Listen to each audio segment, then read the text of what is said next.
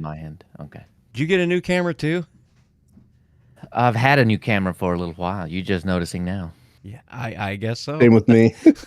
I noticed. Yeah, I noticed Eric's like right away because I could see texture in his wall all of a sudden. He's crispy now. Yeah, but Yeah. yours is pretty crispy too. Mm-hmm. This is the Yeah, best the camera you're same gonna see awful- me get. What the hell is it? I don't even remember now. The Logitech C100 or Yeah, whatever. the 922. Yeah, Logitech 922. Yeah, that's the one. That's the one. Yeah. Yeah, I literally had that for like a decade, maybe even more, honestly. And I mean, it's a workhorse camera, man. you know, and honestly, no one needs to see me in like 4K or anything. So, I but I do. finally was just, I was just finally tired of it because the color was never right. I could never get Oh, it yeah. to be, and the lighting, it was just never the right lighting. So I just upgraded to what the heck is this thing? I don't remember now.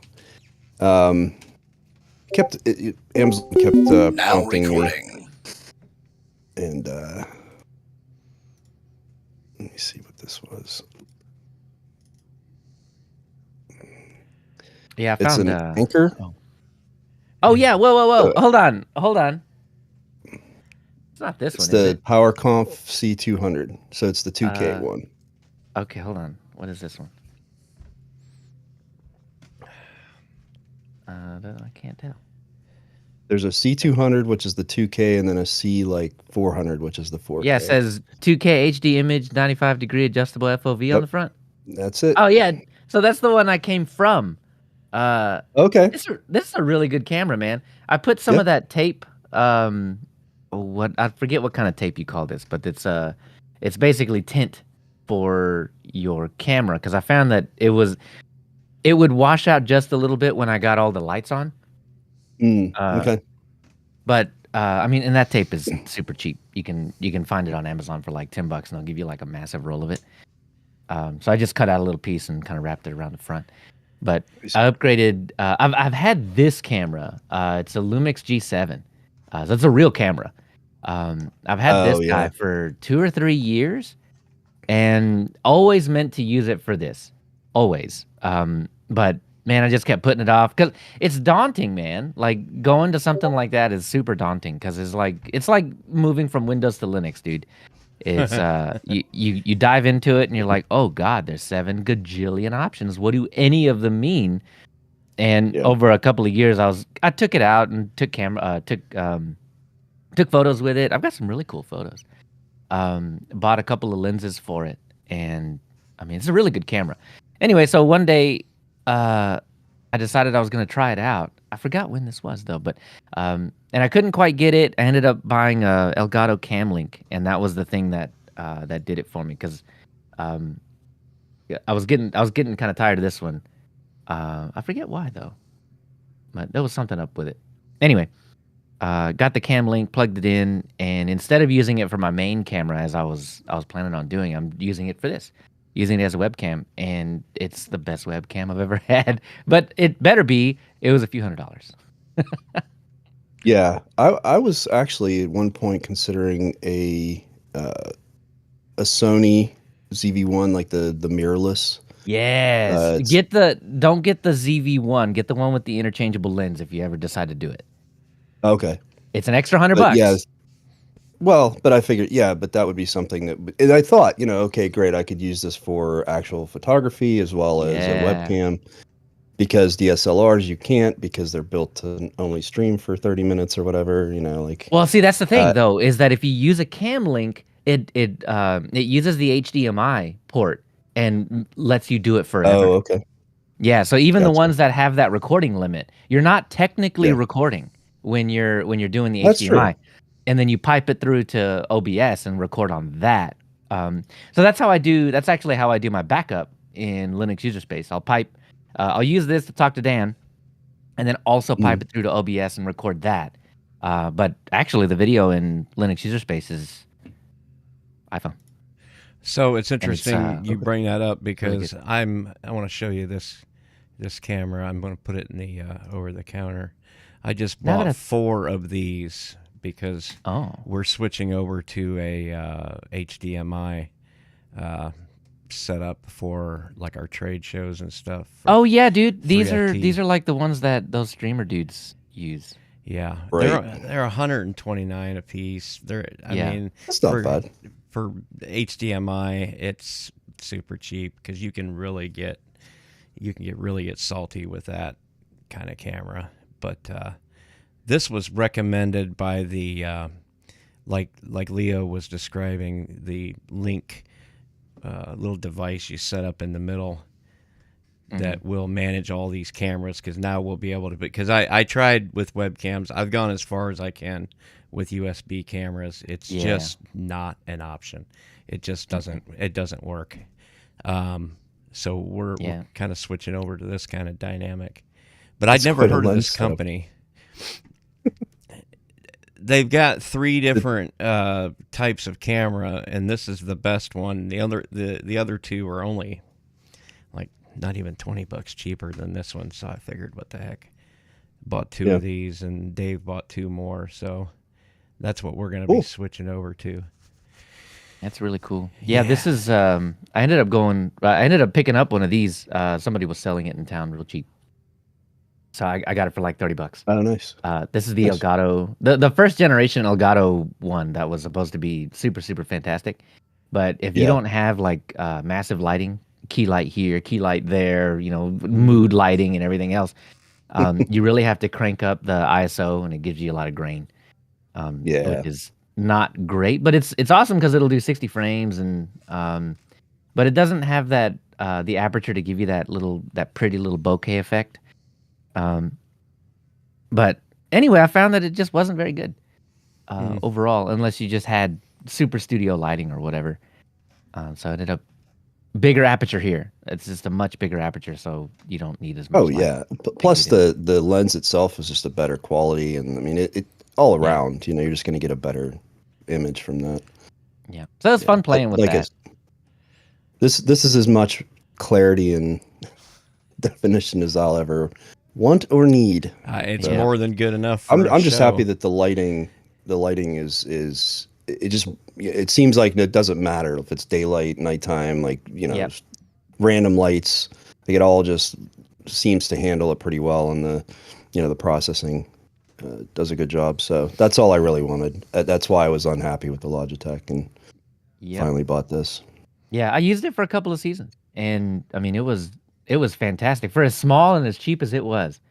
This little camera was a fantastic little workhorse.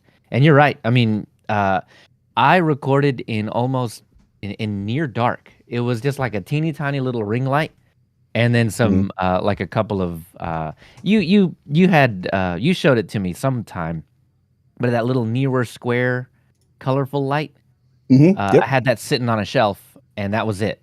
Those 2 tiny little lights, and it wasn't even pointing at me, the colored one, and this thing would pick up no problem. And then this one does similar.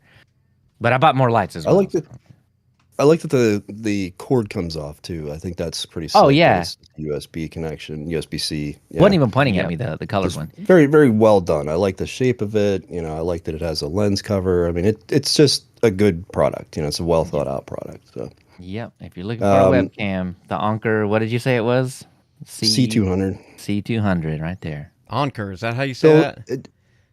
I don't know. Anker. I say Anker. I've got a bunch of their matter. stuff. They got good stuff. Oh, I love it. They're great for gadgets. So when I go on Amazon and I look for stuff like charging cables, or it's always some random no-name brand, and I think, I'm just rolling the dice. But whenever I see something is an Anker product, I'm like, I at least know it's not going to be a piece of crap, Right. Well, you'll actually get the recall when they issue one. That's my thing, because I buy the batteries from them too. This is what this little battery, I think you can get it for like $20. This is what powers my PodTrack P4 during recordings or whatever. So I don't have to plug it in or have to fiddle with AA batteries. Just use this bad boy, and I mean it'll last 5-6 sessions before it ever gets down to the very last little. It's got 4 little blue lights, so before it hits 25%, I can get 5 or 6 sessions out of it. That's pretty And then good. just whenever I can remember to charge it, I'll charge it. A lot of their USB dongles and splitter, stuff like that. I mean, they just cables, chargers, that when I see their brand, I have a speaker of theirs, which is pretty good. So I've got the hub for the USB-C that I plug into my phone, and then that connects to the HDMI on my TV, so I can use DeX, and I can plug up. Yeah. It's a full hub, so I can plug in a mouse and all that. You pay like a 25% premium over, some junk no-name thing, but hold on, it's always been worth it. Plus 30% now. Oh, well, yeah. Yeah, got him. That is true. Break your heart. I've actually noticed prices on stuff going up now. Like whenever I look on shopping sites and stuff like that. So that check camel, so you can feel terrible every time you buy anything. Does Bill sound a little quiet to you? A little bit. Audio check. Yeah, let me go ahead and turn that up to right like about 20%. there. Audio check. Audio.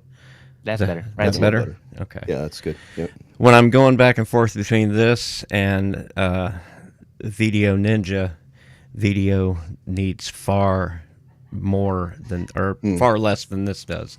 So I end up having to change it every single time, but whatever. Let's go ahead and do a 1, 2, or 3, 2, 1. 3, 2, 1, record.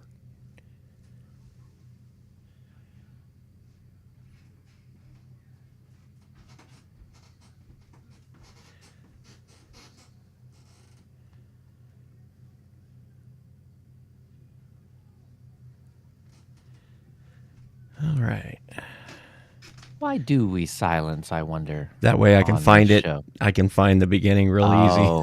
Why don't we could just all clap or say supercalifragilistic at the same time? And so I can look at the waveforms, and once I get it all put together, there's a little bit of space there. That must be where we got stuck, because we always go off on tangents before we get started. You mean we weren't in the show already? We are in the live stream. You can consider that the raw feed, the bonus feed. The bonus. Okay. Linux OTC. You gotta pay. Oh, sorry. Linux OTC. Welcome to episode 52. I'm Bill. I'm Eric. And I'm Leo. Oh, he's finally Leo. You say that. I swear I've only ever done the other guy thing twice ever. Every time. No, absolutely not. I don't believe it. He does it at the end. He doesn't like the I've been. Oh God, I hate it. Well, not only that, it was stolen. But also, well, the people I stole it from stole it too. So, did they really? Yeah. That's funny. It's from a game show way back in the day, or something like that. Yeah. On the BBC, of course. So we had to import it. What was the tariff on that? I don't know. It seems like they're trying to work something out. Oh, it was pre-tariff. Oh, okay, awesome. That's right. We had to get it in, just like those companies who stocked up before the tariffs. We got it in. See, smart man. Yeah, I did a few purchases in March and April. Did you? See, I heard some people say that they were doing that, and I wasn't sure if anyone was actually doing it. Yeah, I'm glad I did. I wanted to, but the things that I wanted to purchase were expensive anyway, and I couldn't really justify. Well, I still need a video card. So I didn't. You can't get the 7090, whatever. I don't even know. They changed their numbering. The AMD ones, the new ones. I wanted a 7090 or a 7090 XT. I probably have the number wrong, but that might be right. But yeah, they're new one, man, and I don't want to spend the extra 100 watts on the 7090 XT. I don't need the power. I don't do anything with it. I play World of Warcraft, man. Maybe a little Diablo 4, something like that. The video card I have now works great, but I just need. No, I want an upgrade. Yeah, and that would have been perfect, but they're all over it with that. You're able to play Warcraft in moderation? Oh no, absolutely not. No. But the amount I play has beaten my video card down to the point where every now and then, not often, maybe once every 2 weeks, if I play a lot or something, like the screen will go black, but I can still hear everything. And then I have to reboot, and then it comes right back. So I don't know what's going on there. It could totally be a Windows thing, I haven't tested it on Linux because it's a bit fiddly to get set up on Linux, and It is. that Windows, but it is. Yeah. Yeah, that Windows box. That's all it does. It just plays video games. So I just leave it to its own little Xbox duties, and yeah, so it'll do that every now and then. I should probably upgrade the driver. There's a few upgrades I could do to do some testing, but it happens so infrequently that I don't bother. And in the back of my mind, I'm like, your video card's dying. And so I'm like, well, maybe I get a 7090 XT, and just solve my problem. And it probably won't. But. Aren't those things huge? Like barely fit in a regular ATX case? No, not those. The 7090, I think, is smaller than the XT. The XT has quite a few more cores and uses almost 100 watts more. So maybe the XT is. But I have the 5700 XT, which may or may not be the equivalent. It may not be. But it's large. I need one of those little metal stands to keep it from sagging. Yeah. Yep. So yeah, it's no single board little thing with a little baby heatsink on it or anything. It's got fans that'll crank up if you run it hard. The best one I have is the Radeon Pro. What is it? The WX 7100. That's the best card I've got. And then I've got the CAD card. That's what I'm using for this, because really all I needed was something that would use VA API really well.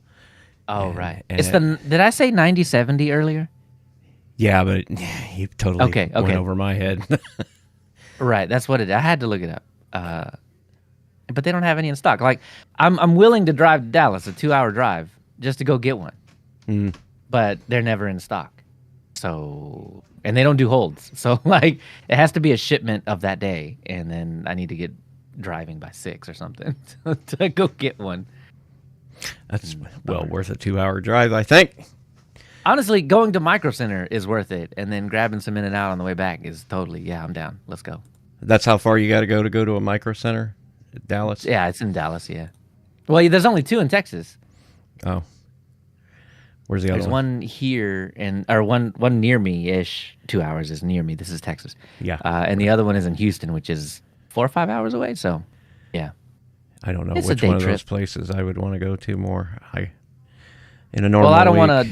I don't want to melt, so I don't want to go to Houston, man. There's too much humidity down there. It hurts. I'll be going through Eric there here in a few days. To Houston? Yeah, because I go down to Sinton, and the route we take runs through Houston, and then we've got a customer up in Fort Worth that we pick up at sometimes. That Do makes me a favor. Good week. Drop by Micro Center, see if they got any 9070s. If they do, pick one up. I'll meet you halfway. There you go. We'll have in and out in Fort Worth.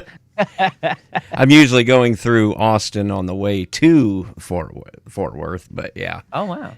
Yeah.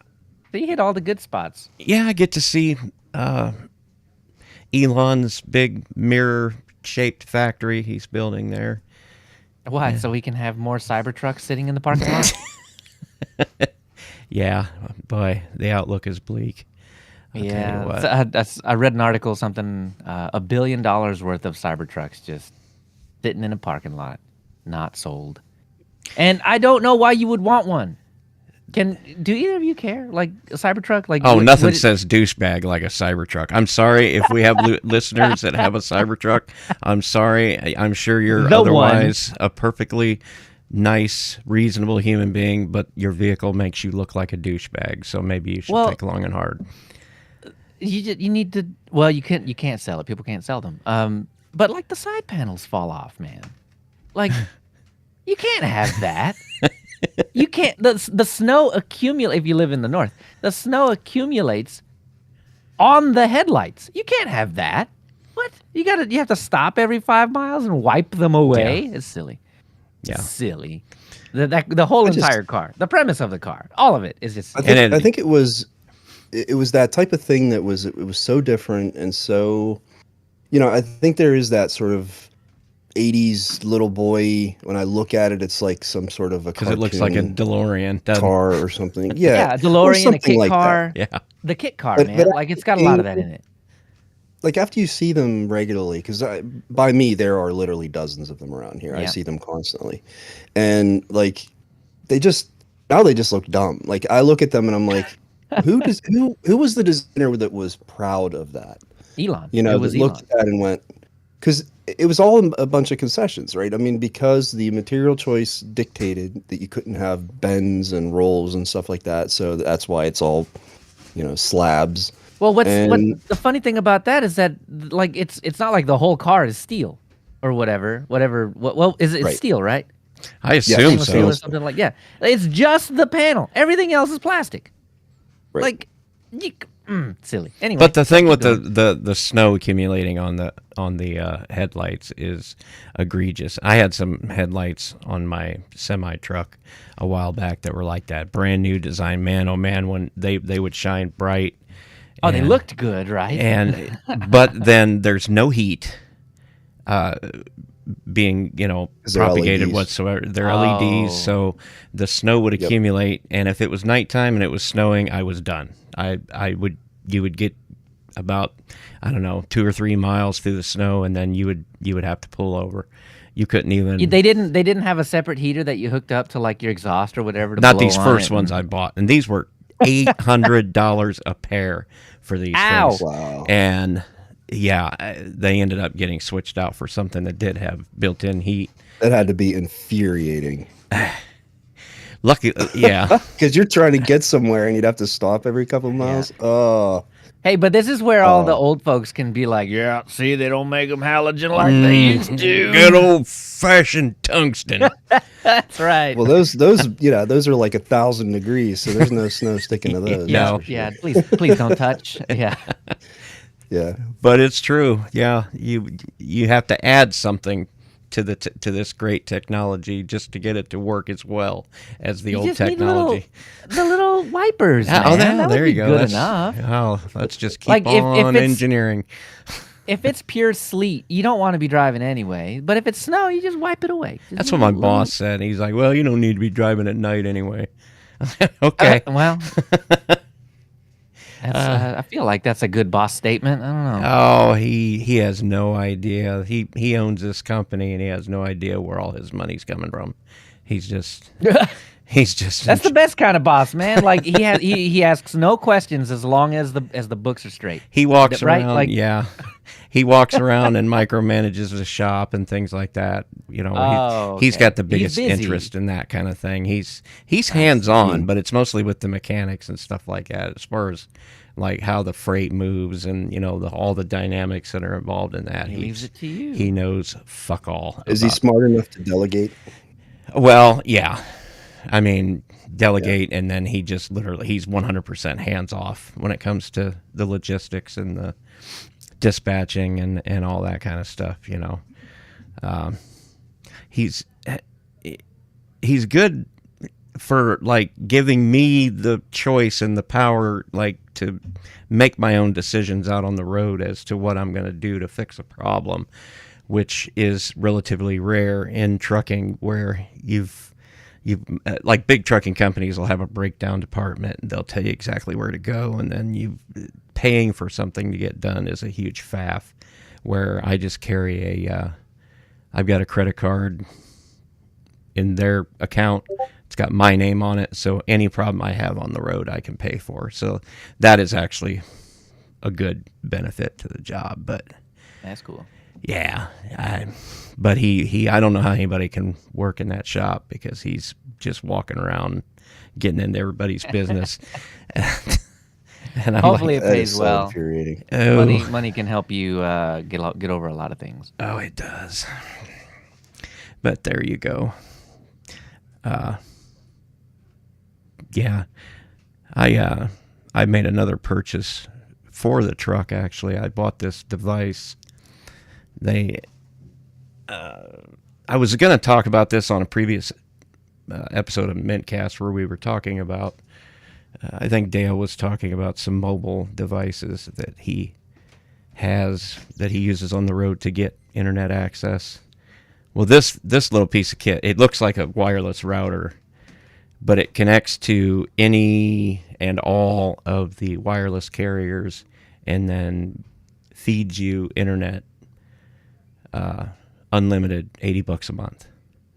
This thing will connect to any network that you either set it to, or it'll connect to whichever one is automatic, or whichever one is the strongest signal wherever you're at. $80 a month for unlimited. I thought that was kind of a no-brainer. It is very good. Yeah. The box itself is like $300, but shoot, you could pay that much for a decent router just in your home. So, hey, I can talk about that. Yeah. I bought a TP-Link. I think it was like a AX3000 something or other, but it's one of those mesh ones. Came in 3. I've only set up 1 because I'm a lazy bastard. But what I want to do is I actually want to set one up right here. See, and to the 5G people, that's a terrible, terrible idea because then my brain will get fried, right? But I want it right here so that I can plug this machine that I'm recording on physically to the little access point. Mm-hmm.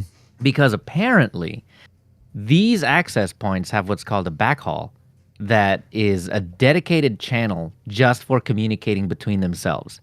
And then the other channels are reserved for actual devices that are connecting to them. So there's no interference. The mesh does not interfere with your ability to connect up to these access points. So it's really fantastic in that way. So that way you can use Ethernet, and it will be the best type of wireless, Ethernet connected wireless that you could possibly get. Not that I need the speed. I don't think I've ever had any troubles with it. The Wi-Fi card in this little box is pretty fantastic. But it would be kind of cool to see what kind of Ethernet is going on. And I've seen that kind of thing before, where your Ethernet connected to one device, and then that device is connecting to the main. It's just got a backhaul between it and the main router, wireless, but you've got 100% of that bandwidth between those two devices. Yes, here it is. I think this is it. The Archer AX3000. This is it. The Deco X55. Let me see. See, I hate Amazon because I have to get rid of that question mark stuff because I really hate the way that works. Because it adds the tracking to it, so I take it out. But anyway, and they're oh cool, they're still on sale. But it comes with 3 ports on each of the access points. So here's the best part of it. Any of them can work as the router. So you can set one of them up as a router, and then the other 2 are just the links. Originally, I planned on using one for my backup ISP. Because I have 2 ISPs. So one for the backup ISP, and then use 2 for the other. But I had forgotten a while ago that I had bought an actual real access point for my main network. So I'm gonna set that up instead and just use the actual 3 to mesh all together and see how that works. The downside to this, the Deco one, the mesh one, is that you don't really get a whole lot of control. You work over an app, and I'm not a huge fan of that style of administration. What do you call it? Like configuration. Yeah. But it's good enough. You can set up. I think you can set up DHCP leases. I haven't done it yet. And you can do. I think you get like a free access to like content moderation or content. These websites I don't want anybody going to, that kind of thing.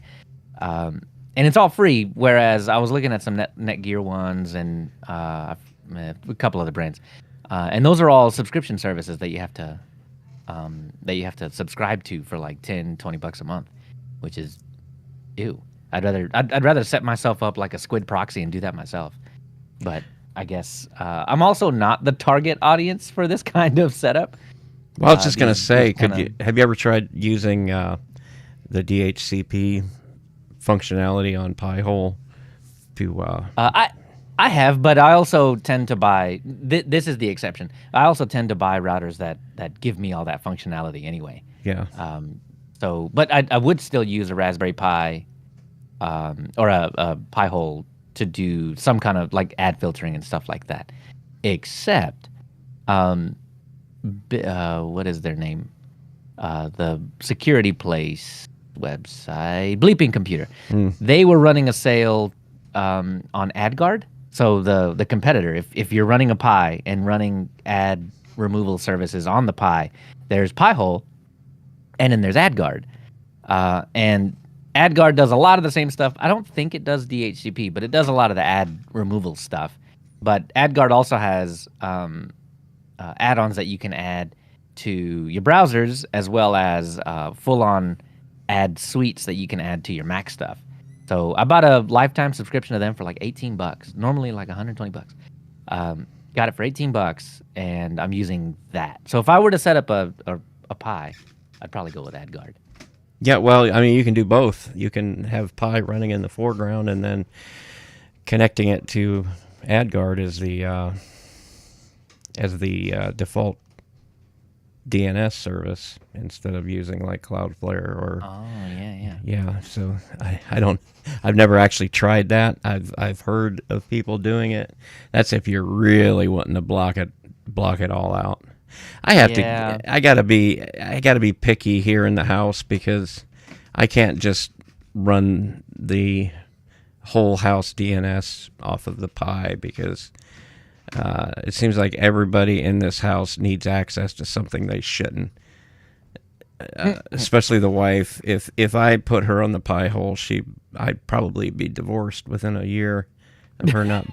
She wouldn't be able to play Just her tell silly. her it went off the internet. It doesn't exist anymore. Yeah, I don't know why none of your games work anymore. Maybe they were. Oh. Yeah, those silly little mobile understand. games. Every single one of them is. Just get her Balatro on a Steam Deck, and she'll never play another game ever again. You know, she's had a few things over the years, and she just keeps going back to the silly games because these games, they know how to work people. One game kind of leads you into another, and you're never. Okay, hold on. My daughter plays a couple of these, but the ads that lead you into the other games are terrible. Yeah. They're bad. And they've, in order to like get to another level on some of these games, you have to sit through like a video ad, which would get blocked by Pi-hole. And oh God! So that's just become a reality in her life. Bill, what I need you to do, I need you to wipe her device, but I need you to then subscribe to some. Okay, Android, Google has to have something like Apple Arcade, right? Where there's always games, like real, actual games that you can play. Balatro right now is on Apple Arcade, so that's where I've been playing it. But it is a gajillion times better because there are full games that don't try to squeeze money out of you. Yeah. So far, we haven't paid a dime for anything. It's just she, like most normal people, don't seem to really be bothered by being plugged into the data engine the way people like us are. You know, I know. Why is that? I don't understand. I think it's just they just don't think about it. I don't think it's part of their. But you've brought it dialogue up. That's going on. Yeah, I brought it up, and everybody, you get the attitude. Oh, yeah, that's weird, and then they go right back to their game. Yeah, but I enjoy my dopamine hits much more. So I mean, and to be fair, she doesn't do any. Well, she does shopping on her phone, but she doesn't do any banking or anything like that. She doesn't. Yeah, see, I'd go so far as to I have a separate browser on the phone just so that I can log into a couple of things, like Amazon because I refuse to use the app, and what else YouTube because I refuse to use the app. Like, yeah, just ugh. YouTube, I used to feel that way until I started becoming a content creator, and then I started caring about. You're an artist, Bill, an artiste. Yeah, and You're once not you just become some AI, once you become content. famous and everybody loves like as Bill, you feel like you need to share that love with all the people that are up and coming. Right, of course. And yeah, because I was all about what was the one on F-Droid, the what's it called, the YouTube client, New Pipe. Oh, New I was Pipe. gonna say New Pipe, Vanced or yeah. something. Yeah. And that's fantastic little piece of software right there. If you've never heard of it, folks. There's actually apparently New Pipe was kind of abandoned or something, and there's like a newer. In Advanced something. Yeah, I can't remember. No, it's another pipe. It's dumb. It's like Okay. pipe or something. Anyway. Oh, awesome. Yeah, but God, I love anyway, I've been nerd using that one. projects. Pied I Piper. love the names. Pipe. Couldn't just say Yeah. New Pipe NG. No. Or anything. No, newer pipe. Come on. I like that piece Yeah, of I love software, that though. droid. You know, it was great for being able to not only anonymize yourself, but you know all the download capabilities it had, and no ads and all that. But after I started caring about how many likes and subscribes I had, you know, I started feeling bad. And Bill, do you go around and like your own videos? I don't, and I get yelled at for Okay. it by the other guys. Oh, wait, you're supposed to? Well, they're normal people, so they're on YouTube all the time. And YouTube is not. I've never been the down the rabbit hole on YouTube kind of person, and my friends all seem to be. God, please don't. You'll end up in a weird vortex real yeah. quick. But they'll sit and just watch YouTube videos for hours, and yeah, I take a lot of crap for not. Oh, you're on online all day, and you can't even go like your own videos. Yeah, sorry. Really, that's funny. It's not like it helps though. I mean, your one like is gonna make a difference. You know what I mean? It makes a difference to the algorithm, Eric. You got to boost it yourself, and then it'll really? show up in the yeah. I mean, it'll show up in the feed of 2 other people, and then if they interact with the video, my God, you just on and up. Yeah. I mean, the goal is to get everybody that looks at it to interact with the Yeah.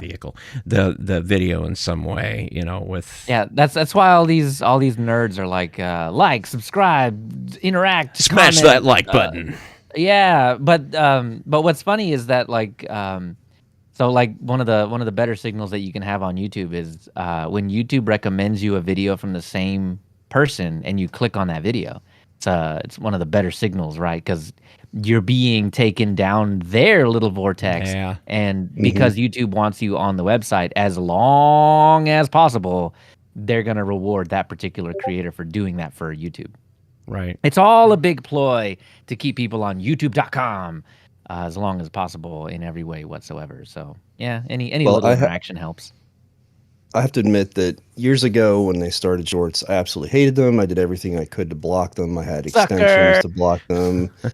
But now I've sort of given in, and this is what surprised me, I have tried TikTok several times, and it just never did anything for me. Like I would scroll and tell it, no, I don't like this, or yes, I like this, and it just never seemed to get it right. You know what I mean? Like the stuff that was showing me. It doesn't. I don't think TikTok actually cares about that. Outside of maybe for 30 minutes or something like that, it'll show you some extra videos or whatever. It really is. It really is good. You'd mentioned it before. You may be the exception, but I'm not now. Oh. So what I figured out is I gave it enough time. So that's what I wasn't doing before. I was just getting frustrated too soon.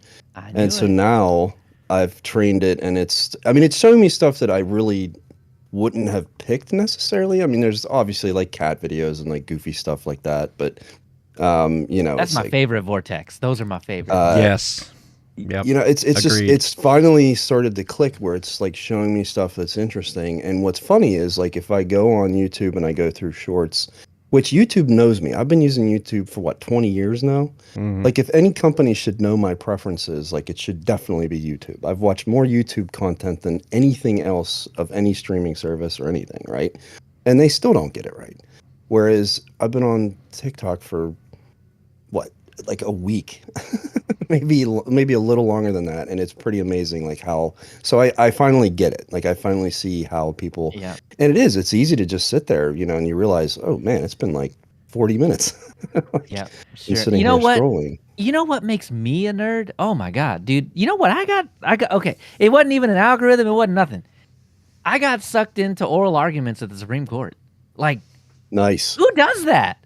No. That is good stuff, man. I love any kind of like law. Yeah, I love the judges, like courtroom stuff, but real stuff, not like the dramatization or, Yeah. I'll tell you what I've been true getting crime. is I don't like true crime, but I like this is true procedural crime. Out here, No, federal I like government out here procedural doing stuff. crimes. Yeah, it's true.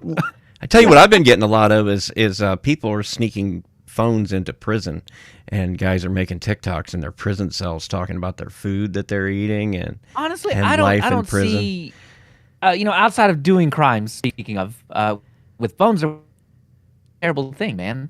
It connects you. It keeps you human when you do stuff like that. I don't know, man. I'm for that kind of thing. I love that kind of stuff. Yeah. Well, so I've been watching. There's an ACLU lawyer, human rights lawyer, and he does a lot of content around abuse of authority and of power and like government overreach and stuff like that. That kind of stuff is, I don't know why, it's just sort of intrinsically interesting to me. Yeah. I like that stuff too, but then I get sucked into there's a guy named Rayvon Hagens on, I don't know if it's Instagram or if it's TikTok, but he does this thing where, I know y'all have seen it. Bill, you're a college ball guy, right? Oh, not really, but sure, go ahead. Oh, okay. Yeah, well, I think we've all seen the commercials for the college students or whatever that are being introduced onto the field or whatever. Yeah.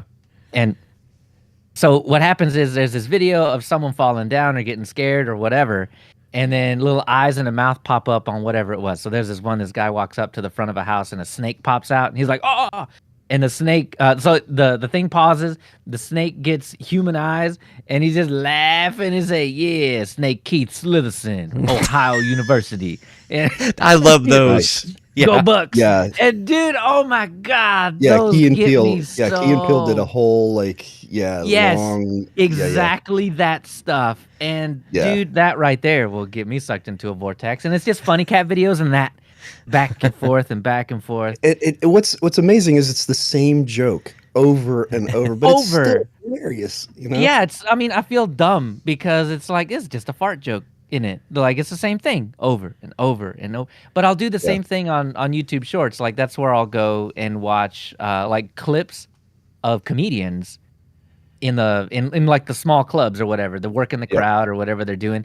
And dude, I'll smaller, lesser known ones.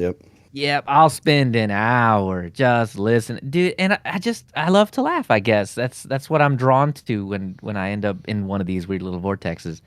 So yeah, dude, I love that stuff. They can have my data if they can make me laugh. Well, they're getting it. See, Instagram is still not something that's ever hit for me. I just don't care because it's a lot of like posing and like whatever you'd call that, I guess. Well, you gotta the right word, but yeah, you're right. Because I think PixelFed is like the federated kind of version of that one, but yet it's a whole lot less. It's a whole lot less like pick me kind of stuff. And it's more just people posting whatever they want. It's like early Instagram before Facebook bought it and ruined it.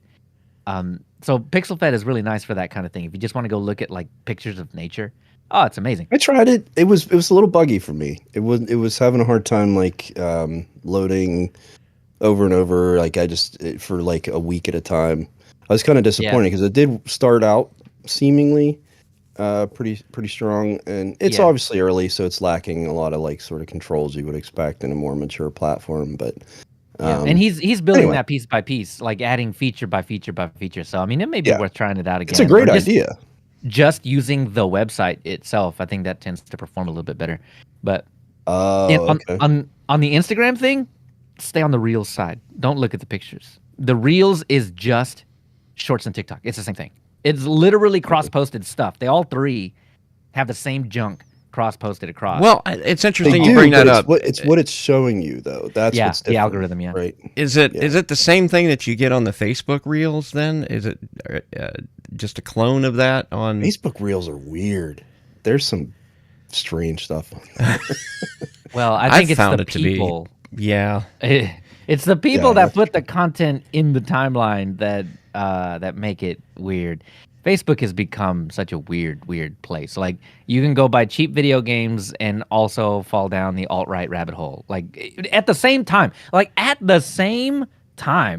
not that you couldn't do that on YouTube, but there's usually a slightly more easy to spot delineation. It's a lot of boomer stuff too, really. And I mean, I don't mean that in like a offensive way. Dare I'm just you. saying, like, it's a lot of like older people, which I guess is just shows you that's the popularity coming from of a it. Gen Xer too. Yeah, I know, right? I'm 50. What do you? It's not like I'm a young man, but there's some older, sort of very strange stuff on there. Like my family, I've actually like paused some of them because it's like I don't need to see what my uncle's thinking right now because he's out there, So anyway. Mm-hmm. Yeah, I think I don't know. TikTok has become for me a lot. There's a lot of ads on there. When I say ads, I don't mean necessarily like we're used to seeing online, but TikTok has a lot of creators that have products. They like have product products placement kind of stuff. Oh yeah. And apparently TikTok has worked out that I need erectile dysfunction products, like a lot of them. It knows your age. It knows your gender. You're the target. Really that's right. Like that's every other video is Blue Chew or some Hims. Yeah, some dodgy way of getting Viagra and Cialis or whatnot. And it's Hims. That's the commercial I've been seeing. But I watch like actual TV. Like every now and then I'll tune into actual TV, and that's the commercial. Hims, where it doesn't specifically say it. It shows a guy touching his hair, so it's hair product stuff. And then it's also with a girl, so that it's that kind of product as well. So, use this product and beautiful women will want to have sex with you. Yeah. Well, basically, I think that's exactly what they're hitting. Yeah. I see. I'll fix that. Well, that's how life works. I mean, it's just that easy. So, Yeah, it is. Yeah. But then I go to the shorts, and the shorts don't seem to be nearly as bad with that. And so the thing I like about TikTok in terms of the product placement stuff is it's someone demonstrating the product, and whether or not the validity of that you can question. But I appreciate that it's not just like like I think a lot of the Facebook and Instagram, like they're so low effort. You know what I mean? It's like such garbage, content. Whereas I feel like the stuff I see on TikTok is like something I might actually buy, believe it or not. I mean, obviously not ED stuff, but like, obviously. I think what I saw the other day, it was me too. Eric is virile. He doesn't need that. No, it was something that actually was interesting enough that I clicked through to the website and looked at it. I can't remember what it was, but I just didn't need it. It wasn't something that I needed, but I thought it was a cool solution to some, it was just some like tool or something. I can't remember what it was, but it was just neat the way they showed it, like they demonstrated it to the point, and I was like, oh, okay, yeah, that's actually kind of smart to do it that way. So I got one of those stories, man. We just bought a table, and that sounds weird, but it's like it's a rolly table. It's like food tray size, maybe a little bigger than that, and it's got two parts that can independently kind of move up and down or whatever. So I can have a laptop on one and then a drink on the other. And it really just enables me to be more of a nerd. So I was like, yeah, heck yeah, get 3 of those. And you got them from TikTok? Yeah. Apparently there's a shop on TikTok. I didn't know this, right? The wife knows. Oh, yeah. There's a shop on TikTok. It's basically Amazon. And it's pretty good. Yeah, it's... Well, in the beginning, it was kind of touchy, but now they've got the same kind of tracking tools and things like that, and it's relatively fast. The thing that got me was that on TikTok it was half as much as on Amazon. So I don't know how they're pulling that off, but it's kind of that Temu thing, isn't it? They're bypassing. It's the same one though. It's not like 2 different Chinese brands that are the same brand. It's the same one. I can tell you this too. I ordered something off the TikTok shop one time and it got delivered by Amazon. So wrap your head around that. That's hilarious. Amazon is now the middleman. Well, I guess they always kind of were, but they did the logistics stuff. Yeah. Same with Walmart. I've ordered stuff from Walmart and it got delivered by Amazon too. So. I love how they're all just plugged into each other, it seems like all roads lead to Amazon is what it does. Let's not forget that Amazon's real moneymaker is the plumbing for the internet, right? I mean, that's where they make their money, is their infrastructure stuff. So, and when it comes to logistics, I mean, nobody does logistics like they do. No, and they've had it right from the beginning. Moy D in the comments says, "I'm worried about the TikTok shop. It feels like Temu." I think it's always kind of exactly what it is. Yeah, it's they seem to be following that same kind of pattern, but I feel like they're really putting a lot of effort into making it as easy and painless and reliable of a mechanism as possible. So I'll give them that. I mean, ironically, I think Amazon is becoming Temu because there's so much garbage on that website now. It's actually hard to find something that isn't just straight up junk, Trash. Right? I mean, it's yeah. It is just, and it never was that way for the longest time, and now, and I feel like that was what happened to Walmart too. Like Walmart used to be, everything I bought there was. Always with the stores like that will do outside ordering, I always just sort it by pickup. Just sort it by what can I get. Yeah, whether you can actually get it in the store. If it's from somewhere else, I'm like, I'm either not getting it or it's not what I ordered. Yep. Yeah, I hear you. Are you guys actively trying to? So I've been like trying to find other avenues for purchasing other than like Amazon. So like especially I've noticed that Chewy in particular for any kind of pet stuff. Very competitive price-wise, shipping, and apparently they're like a super...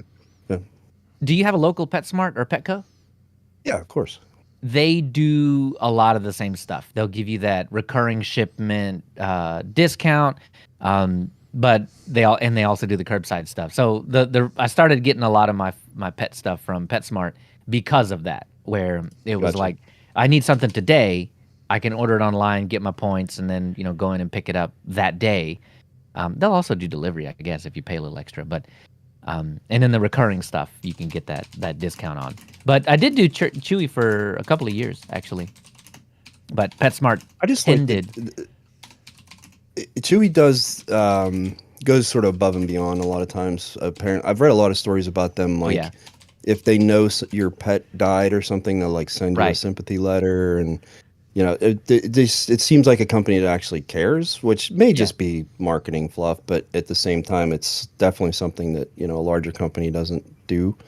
Right. So one of the things that kind of bugs me is I've noticed this with Walgreens, where if you buy something on the app, it's generally cheaper, or you can find deals on their app, and you're going to the store to pick it up. So it's like, what is the contention between the brick and mortar sales portion of the business versus the e-commerce and online, and like it feels like they're trying to funnel you off on the e-commerce side a little bit more. It seems unfair. Like if you go into the store and pay the retail price, it just seems unfair that if you would have just gone on the app, you could have gotten the same thing for a better price or some 2-for-1 deal or something like that. But you don't know that if you just go into the store. It doesn't make sense to me. Yeah, they do the exact same thing. Where honestly, if I'm in a store with a website, I'll check both. Just I know where this is going. Kohl's is it's got huge discounts. If you I had a person I knew years ago. She had it worked out. If you use the Kohl's card on their website during when something was on sale, they were almost giving it away to you as long as you paid the charge back before it accumulated. The interest-free stuff. Yeah. Oh yeah. And that was it. But if you went to the store, you was paying sometimes 2 to 3 times as much. Just because they're funneling you off, and it seems counterintuitive, because it feels like. I guess I just don't understand the strategy from a business standpoint. No, it's two pronged, right? Like if you're using the app, then they're able to track you better. They know what you're looking at. They know what you click on. The data side of it, right? So there's that aspect of it, but as well, when you go into the store, you cost them more. You're messing stuff up, causing people to have to go and fix it. You're leaving trash behind. You're doing all that. So like there's a people cost to actually going into the store as well. So I suppose the increased cost of buying something in the store that's what it is. It's because you've kind of offset that cost by going in the first place. Suppose, but you're still going in to pick it up. That's the part that doesn't. Like I could see if you bought it on the website and they shipped it to you, and there was no. Yeah. Right, but if you're going in to pick it up, that means that you have minimal contact with the store itself. So yeah, that's true. There's minimal. They've still got your data. Yeah, exactly. And they have your data. Yeah. So here, have $1 off. But this is what I've been saying for a long time, where if you're going to track me, if you're going to do all of this, then at least split the revenue with me. And this is, I mean, the way that I see it, this is kind of how that is, where at least these retailers, I mean, you go into these stores anyway, and they have loyalty, whatever. So it's not like they don't know who you are anyway. So at least with the app, you end up saving $1 or $2. So have you also noticed that the amount of stock seems to be way less than it used to? Like you mentioned Kohl's. Kohl's was one of those places I felt like I could go and always find something, especially if I needed like dress clothes for an event or something. Mm-hmm. Yep. And the last time I went there, they had so few products like on the racks.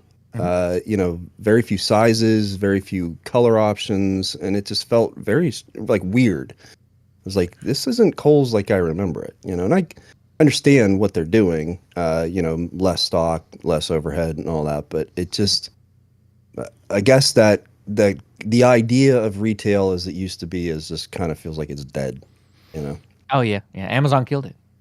They really did. Yep. Now that everybody's using Amazon plumbing, it's really gonna take off. And now you can. Well, Walmart, I think, was really the first salvo there. I mean, there were so many stories of little towns that had boutiques and businesses, and like Walmart just destroyed their commerce. I would argue Fort Wayne is one of those places because prior to and Walmart did not invent the concept of a supercenter. We have a chain of stores up here named Meijer, and they're out of. But they were aggressive, Bill. That was the difference. We got 5 of them. Places like Kmart existed. Other department stores existed, but Walmart was ruthless with their pricing. So Walmart comes to town, sets up 5 of these supercenters. And now, prior to that, there was a little mom and pop grocery store in every little corner of town, and they didn't have quite the same sort of distribution network set up, and things were, a little bit more pricey. But since Walmart set up shop, we've not had a single independent grocery store in Fort Wayne probably in 15 years now or better. And you could argue that maybe the net result was Walmart was able to hire that exact number of people and more, so there it brought more jobs to an area. Paid them less. But no, very much so. There's a lot of them are on welfare. My wife grew up. Oh yeah, that whole statistic of like how many Walmart employees are on benefits because they can't afford to live is just, it's shameful, right? I mean, it's just ridiculous. But anyway, my wife grew up in a town in central PA, and same thing. It was like every corner had some sort of shop, or there was a shopping district, and like you had a clothing store and a bakery, and like you just had all the different services and needs you would expect for a medium-sized town. And then she told me in the 80s, early 90s when Walmart came in, like it was just a matter of time, and just slowly over the next decade, like business after business after business shut up. And like I remember the first time I visited, and like it was like a ghost town. All these little pretty shops and storefronts, but nothing in them. And I'm like, what happened? Oh yeah, Walmart. Yeah. Yep. So, but would we want it to go back the way it was, though? That's. I think where you're paying higher prices. Nobody wants that. No, listen. I am happy to pay. So this goes with going out to eat too. We've gone out to eat a few times in the last few weeks. And even restaurant food has become like the lowest common denominator. Like it's just garbage, and I feel like I would rather pay a single owner restaurant, or a restaurant that is a little more expensive, but the food is better. I would pay a premium for that than just buying the swill that's at the less expensive restaurant. It fast food's the same way. I used to love McDonald's and different places like that, Burger King, and not love it to where I was eating it constantly, but it felt like when I did eat it, I at least enjoyed it. And now I can't even remember the last time I ate anything like that and didn't feel instant regret at how disgusting it was. You know, it's the chain thing for me. Like if it is a chain, I'm probably going to be disappointed with how much I spent versus what I got.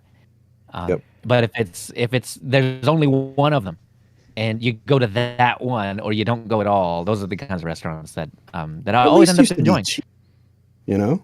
Yeah. Right. No. Oh yeah, McDonald's is kind of case in pointing that right now, where they finally started pulling out, $5 meal deals, where you actually get something that might actually equal the quality that you get. I mean, so that's good, but other than that, it's not great.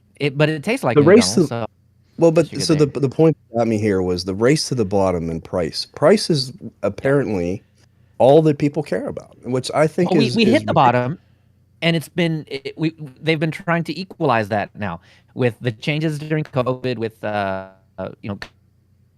wait, what happened? There we go. With the changes during COVID, with all of that kind of stuff, the people's buying habits have changed, and so since they already found the bottom, their job now is to figure out exactly how much we're willing to take, and they've been working that these past couple of years, and McDonald's went too far too fast. That was a Yeah. problem with them, is they ended up going too far, and nobody liked it. Well, that's the new game with streaming services. It's how many of people are interested or willing to sit and watch ads as part of our content.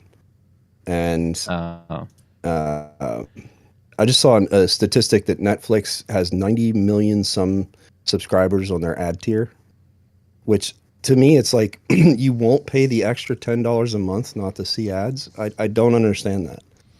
I genuinely don't. Like, people, I guess, don't care about ads. They don't bother them. Like, I hate it. It's like torture. Like, don't make me watch ads. I Yeah. just can't do it. You know? I've But- always spent more. I think $10 a month is kind of excessive, but I think if I was watching a lot of Netflix, I would probably pay it because I pay to get no ads on everything else. Well, and Amazon has completely destroyed Prime, in my opinion, where even with paying the extra $3 a month to get ad free, there are still programs that will not play without ads. So I like, the Top Gear, the old Top Gears, and I was trying to watch one the other day, and even with paying the $3, it's still one of the programs that is ad supported. And I'm like, what is this bullshit? Like, I pay you to not see ads, but you still have content that I can't see without ads. Like, It tells me they've got ads hard coded into the video or something, and they couldn't. Well, and I just think what they're doing is they're training people to get used to it again. Like, we were used to watching commercials on television because there was no choice. Yeah, you just did because they were. I think people that know they're spending more money to get rid of the ads are very conscious of the fact that when somebody is trying to sneak them in, under the radar. Because I mean, even if I was only spending $2 or $3, which I think, what was Amazon's thing, like $3 extra, and that's what I'm paying. It's I pay for Prime, so that gives me Prime, and then I pay the extra $3 a month. Yeah, me too. For ad removal. And we tend to be hyper aware of whether or not we're getting fed ads after we spend that $3, because we spent that $3 because we don't want to see them. So if we do see them, it's egregious. Somebody needs to go to jail. That kind of thing. That's why you just drop down to the ad tier of all your services. Send a message. That's all you can do. Yeah. If you're gonna get ads anyway, I mean. Oh yeah, no, you're right. That's a good point. Yeah. That's what I've done with Netflix. I think because the only thing I watch on Netflix is wrestling. So and there's ad breaks in wrestling anyway. So I actually laughed when I saw that that's on there. Yeah, man, it's wrestling. I didn't notice it until... I stopped watching wrestling for quite a while because there was no way for me to reliably watch it. Like, I dropped my cable subscription, and I think they finally realized that viewership's going to go down. time over time over time. Just because so many more people are cutting the cord, so you're just losing money by not making a deal with one of those with one of the companies. And so I had Peacock for something, and then the pay-per-views came on for wrestling there, so that was great. And then Raw is on Netflix now, so I just pay for the ad tier because I get the same ad breaks that other people get, which is hilarious to me. So, but I also don't watch pretty much anything else on Netflix though, so the benefit of paying for no ads is lost on me, so I don't. I was sitting here trying to think of what do I watch on Netflix anymore, and I cannot recall the last time I did watch Netflix, but I'm paying for it. I watch Black Mirror. I watch there's stuff on there. I watch Hulu more than anything though, honestly, and that's just from a lot of the old television. And, they're good for that. Yeah. It seemed like at one time Netflix might have had the market cornered for exclusive content. They started making stuff, but then it feels like once everybody else got on board that they were no longer the only show in town anymore. And in a lot of cases, they weren't even the best anymore, because Netflix seems to have, and this is just my opinion, they've got a mandate to just get as much content out there as possible. Well, that was their thing for a long time. Yeah. Whatever stuck, and if whatever. And it really wasn't. At first, it seemed like it was really important that it was good content, because it was good for the longest time. And a lot of it still kind of is. But some of it's just kind of a continuation of the things that were good, like more seasons of shows that did good in the beginning, but as time goes on, such as it usually does, you keep dragging a dead horse. The quality starts to go down. But now I think a big part of it is the metrics they use. So especially for things like movies, everything that Netflix looks at is views, like number of views, and then anybody that might sign up to watch something in particular, and so they can kind of look at the metrics of people joining to watch certain content and things like that, versus box office, versus there's that traditional model of distribution for films and different media. Streaming has just completely changed that. So they're willing to make something just to get a certain number of views on that content. And, it's totally shifted the way that they value any piece of content now. Well, it's like Amazon and Walmart. They're willing to eat the cost up front to gather up all the customers. And then once they have the customers, then they can start, really that's the enshittification model. Yep. Right, of course. Yes. Yeah. That's exactly right. Yeah. So we are at late stage enshittification.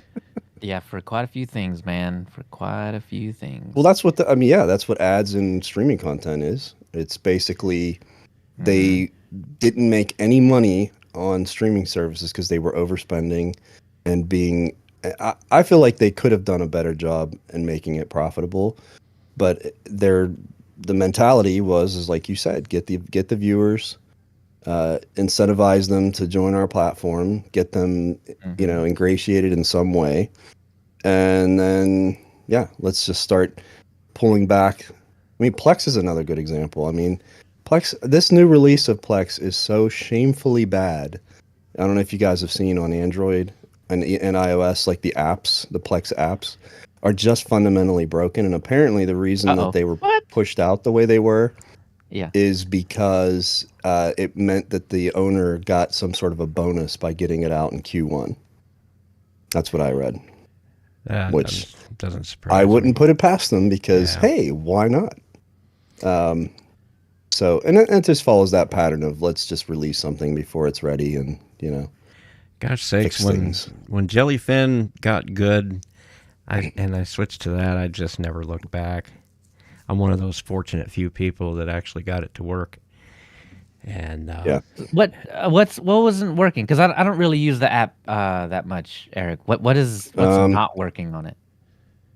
So any kind of shared content, if you are using someone else's Plex media, any of that streaming stuff wasn't working. Subtitles weren't working for me. Download content wasn't working for me. Really? There were a lot of like basic features that just were not working properly, and there's a whole litany of things that like if you go on Reddit and just look it up, like the things that are just fundamentally broken. Now, fortunately, on Android, it's easy enough to just sideload the APK for the last good release, and then turn off auto update, which is what I've done. Which is going to work for some amount of time, and hopefully give them enough runway to fix some of the idiotic, broken things. And then, the only praise that people have had for it that I've seen is that they like the new UI, that it's cleaner and like the layout is nicer and things like that. But does it seem like some people are having trouble and some people are not, or does it it's pretty, of course the loudest voices are going to be the ones that are having the most problems, but it's also true that there are a lot of people having the same specific problems, and it's just annoying that I'm not exactly sure who they're trying to like what customer they're going after now, like what their target audience is anymore. Because it used to be people that were trying to run their own media servers, and then it seems like it's shifted by having the live TV and the, some of this other stuff that no one really ever asked for or wanted, but it's in there anyway. And yeah, it just seems like they've shifted, and I don't know who is just going to download Plex without having the media server part of it. It's the people that would download Pluto TV or Tubi. Yeah. But why? Why wouldn't you just use Pluto TV or Tubi? Like, why the hell would you want Plex? It's, you know what I mean? Like, I suppose it's why would they even try to compete in that market? It just doesn't make any sense to me. Right. I don't Especially know. whenever the live TV is the same thing that's repackaged as everyone else. Well, because I suppose, like, Pluto gets a cut of the ad revenue. So that means Plex would get a cut of the ad revenue of whatever commercial they're showing you. I guess. God, there's all kinds of stuff out there that is riding on the back of Pluto and Tubi and Freevee and all that. Google has my NVIDIA Shield has the Google Live TV, and basically it's 185 channels that they've literally just taken from Pluto and Freevee and Tubi and stuff like that and put it into their little interface. Samsung TVs, they've got the Samsung what do they call it? But it's basically just an internet cable like interface where they serve up all these channels from Tubi and all that, and it seems like Plex is just kind of doing this, and it looks impressive. It's a lot of doggone channels, but it's like you said, it's something that's available for free, I guess anyway. You just stumble across it or something. Maybe it's just that by the way, no money in like offering up a service to manage your own media you're not going to be a library. major corporation, or whatever the hell, strange dream they have. Like, they are a niche product. They have always been a niche product. Yeah. They're never going to not be a niche product. And the idea that they're going to somehow break into this streaming side of things is just ludicrous. Like, it's dumb. Like, I don't know who the hell thinks that that's what's going to happen, but like, be happy that you have a strong customer base that's loyal to you and is either paid you for the lifetime or is like, I had the choice to do the lifetime. I look back on that now and I thought, I should have done it. But at the time, the price was so low per year that it was like, what the hell? Why would I even bother? And of course, now hindsight being 2020, I should have just bought the lifetime. But even still, like, I don't care if I'm paying $60 a year, whatever it is, for the ability to stream media the way I do. And my whole family's used to using Plex specifically. I mean, I have other options. That right there. You said it. Yeah, right. That was their calculus. That's for old. But that's for old heads. Those are for people who have been using it for a long time. These aren't like new people. And I love anyone who says Reddit isn't entertaining. Obviously, doesn't see what I do. So I'm looking through Plex's subreddit, and There's a title. Plex is ruining my marriage. Thanks, guys. Oh wow. Yeah, no, you You know, gotta stick on the funny subreddits or whatever, man. and all of the posts are, what is going on at Plex? What the hell why did you break it? Like, Right. here's to all the Plex users who act like they don't understand, and it's about like people with links to like the way back and how Plex used to be and why people got into it. Plex is predatory, you know. I mean, it just goes on and on and on. RIP Plex, you know, and um, why are they removing remote streaming? You know, just it's all of this stuff. You know, why is Plex so hated? So yeah, they're definitely they're cutting off their nose despite their. I just don't get it. I just I don't don't know, man. understand. I gotta assume that they see numbers that we don't, and that these moves will ultimately, if they can weather the storm, help them out in the long run. I Because I think mean, it the obviously concept of they're somebody running their own media library sort of thing like that was a niche 15 years ago. It's going to become yeah. almost non-existent in the next 15 years. I think that's part of the calculus. Yeah, I Yeah, think there are fewer and fewer people like us that would even bother hooking up right. a hard drive to a machine to put movies on or whatever. That I we guess. got from Blu-ray rips that we have on the shelf right over there. But Exactly. yeah, Yeah. I think Oh it's just yes, yes. it's just fewer and fewer and fewer, and so that's part of the calculus, right? Like with people like that going away, how is it they're going to actually move forward? And that is by subscriptions, like everybody else that offers content besides the Tubi and whatever. That's I was pretty always one much of those it. people who was happy to support Plex as a business. Yeah. And Oh like yeah, me too. When Plex Pass came out, you didn't really get much for it whenever it first came out, right? Yeah. It wasn't something you needed. But I signed up right away because it was like, good. Yes, this is a way for me to support this. Like, I hope it never goes away. I love the service. I want to keep using it in perpetuity. And again, in shitification, here we are. You Yeah. know, Yeah. so Well, I think anyway. that's as good of a place to wind it up as any. Yeah, enough old men That's yelling the at the clouds. that's the title right there. In shitification, here we are. What did you Yeah. say? In Yeah, since I've gone to Jellyfin, I've just not looked back. But I will admit Yeah. that to use Jellyfin the same way somebody It's would not the use same. it's Yeah, well, yeah. it's the same if you like have a Mm, static IP address and you've got It's like a Linux, dude. you've got a It works domain great. that resolves to it and all that, or you're See, using do you see what you're doing, what you're saying, and how you're getting there? Like, yeah, or you're using uh, Tailscale, or you're wire guarding back into yep. your home network and that kind of thing. To get it to yeah, work on the level that Plex works, you've got to be a lot more technical. And in order there you for go. them to get it to the level that Plex is, you've got to turn it into the shitified version of Plex, or Right. you know, because it's unsustainable from. I mean, we might Is as there well a way to admit it. pay? Is there a way to pay for Jellyfin? I mean, yeah, you can You can donate to donate. the project. Yeah, Oh, Yeah. okay. No, they're doomed. Okay. If you want paid Jellyfin, you just get MB. yeah, Okay. basically. So there is a way to pay for MB though, and do they offer a lot of the same kind of proxy services that Plex offers, where people don't have to do jack other than to sign in? I would assume so, just because it is. Well, I shouldn't. I've never even looked at it, but I assume Yeah. because it's you're paying from the client side, and the Yeah. server component is installed the same way. But Yeah, there's man. got to Yeah, People. so there's got to be some network fuckery going on in between there for it to be served to the internet. So I mean, Yeah, and that ain't cheap. Like no, you pay for the bandwidth, whatever all that is. right? That's a big part of why Plex costs money. Is that it takes a lot of money to tunnel that traffic from here and Yeah, there. But yeah, man, it's going to that's be a their shame. choice, though. yeah. Oh, true. They don't have to run it that way, Well, you know, they but they kind of do. do. If you want grandma to be able to sign up and sign in and just start watching stuff, yeah, you do. You definitely do. There's no other way to do it.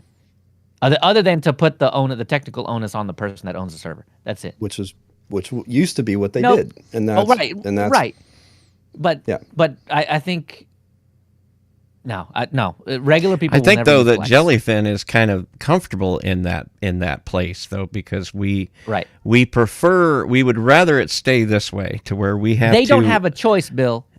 They don't have a choice but to be comfortable with where they are. Yeah. They will not be paid for doing anything else because donations aren't going to increase because they added some cool proxy thing.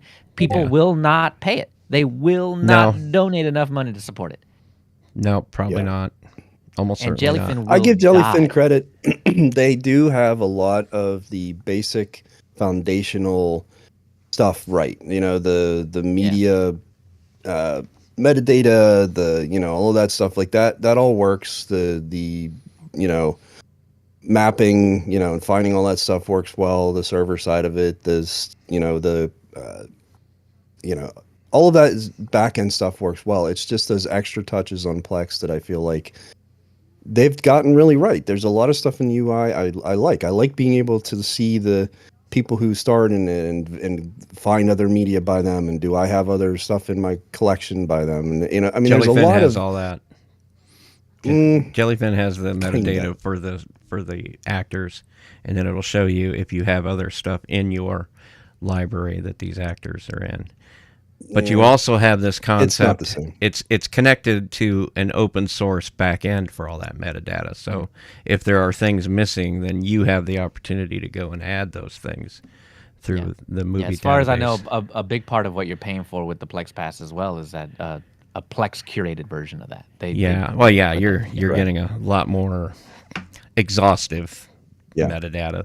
Yeah, I'm waiting for the day they boot me out of my lifetime subscription thing. Which will absolutely happen. That will absolutely happen. It will happen one day, and that day maybe I'll consider something else. Because I think they're going to start limiting. Yeah, they'll start limiting what you can do. Certain new features will be like, oh, this is exempt from lifetime pass. Yeah, we're starting to realize what that word actually means. Lifetime. It doesn't actually mean our lifetime. It means a lifetime of whatever they decide that word means. Exactly. No, nothing does. Yeah, nothing means lifetime. No. Exactly. Because I'm doing them dirty at this point, man. I've had my lifetime Plex Pass for over 2 or 3 years. Yeah, at this point they're paying me. It's it is pretty funny. So it's gonna happen, and I won't feel bad about it when it does. Because I have gotten so much value out of my $80 that I gave them years and years ago that, will it be wrong? I'll still probably think of it that way, but I won't really feel bad about it because, man, I've gotten so much use out of what I've paid for. Yeah. Yeah. All right, kids, let's get out of here. We'll see you guys. See everybody in 2 weeks. Until then, I've been Bill. Oh, I did it again. I'm sorry. Until then, I'm Bill. Yeah, I'm still Leo. There we go. I'll work on it. See you later, folks. All right. I think my little Camlink HDMI thing is overheating. Uh-oh. I wonder if that's what it is. Well, the funny thing is it only happens in Discord. OBS will just keep going, but then Discord will freeze. I don't know what's up with that. I wonder if Discord's pulling in a lot of data just so they can pick through it and run their filters or whatever. Maybe, but I don't know why that would affect the HDMI feed at all. They do that post process, they take the raw feed and then do stuff with it on the CPU as opposed to anywhere else. So, thanks everybody in the live stream.